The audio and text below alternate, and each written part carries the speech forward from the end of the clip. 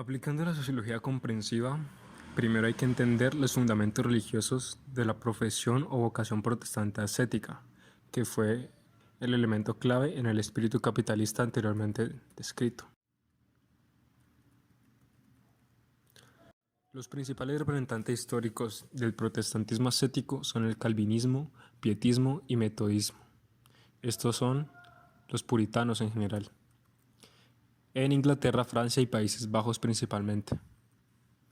Weber va a pasar revista a dichas doctrinas. Esta es la parte más lenta del texto.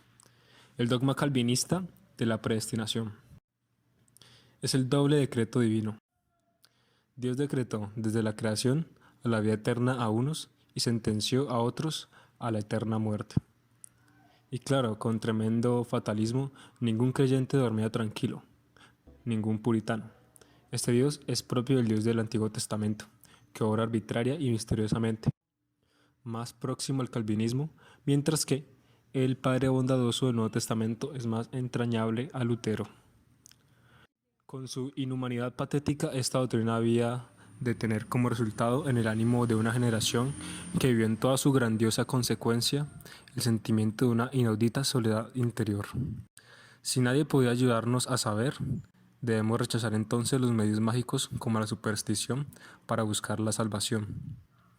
Es decir, se abandonaron al pensamiento científico y racional, lo que a su vez desencadenó el proceso de desencantamiento del mundo. Dicho desencantamiento, Weber lo usa en el sentido religioso de la eliminación de la magia para alcanzar la salvación. Es un proceso creciente de racionalización que culmina con el ascetismo intramundano.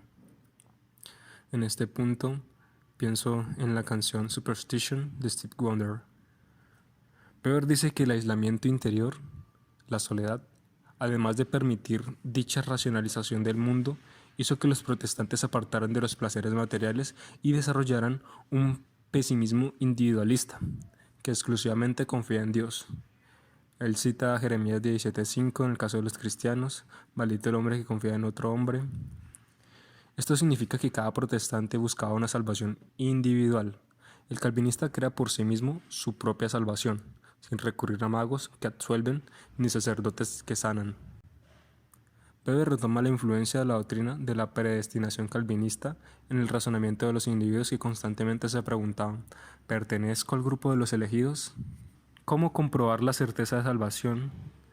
Weber la llama certitudo salvatis. Dicha certeza la encontraron en la conciencia del cumplimiento del deber, en otras palabras, recurriendo a diario a la profesión incesantemente. El trabajo era la única forma de ahuyentar la duda, la angustia.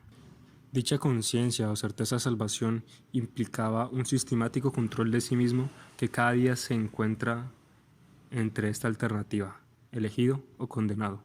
Cada pequeño acto era una prueba. Weber habla de dos formas de religiosidad práctica en esta parte. Se puede asegurar el estado de gracia sintiéndose como recipiente de Dios, como la unión mística de Lutero, o como instrumento de Dios.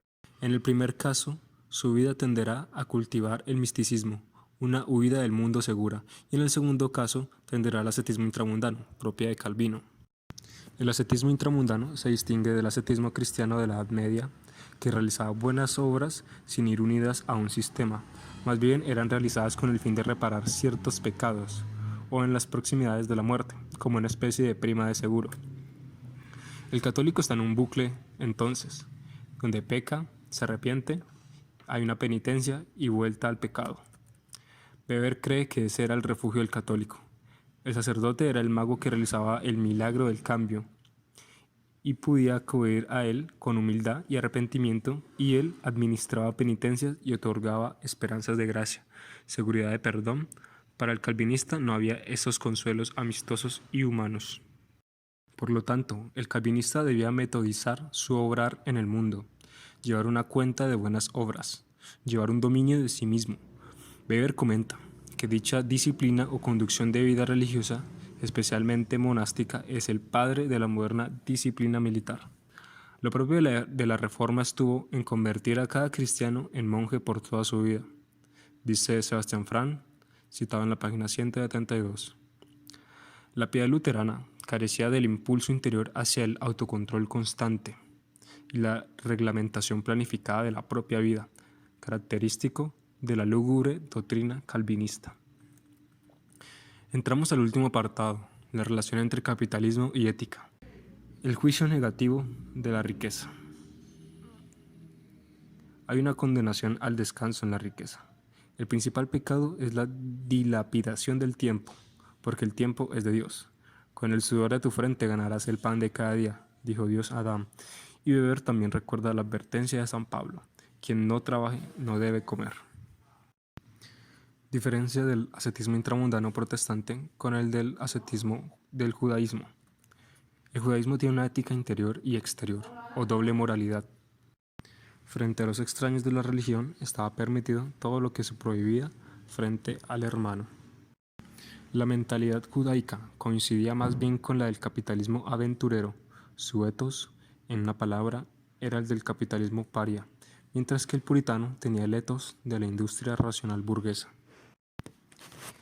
Con esta tentación de la riqueza ya se entiende mejor cómo el ascetismo abandonó el monasterio para instalarse en la vida profesional y en la eticidad intramundana. Cito a John Wesley: yo temo donde la riqueza aumenta, la religión disminuye en medida idéntica. No veo cómo sea posible, de acuerdo con la naturaleza de las cosas, una larga duración de cada nuevo despertar de la religiosidad verdadera, pues necesariamente la religión produce laboriosidad y sobriedad, las cuales son a su vez causa de riqueza.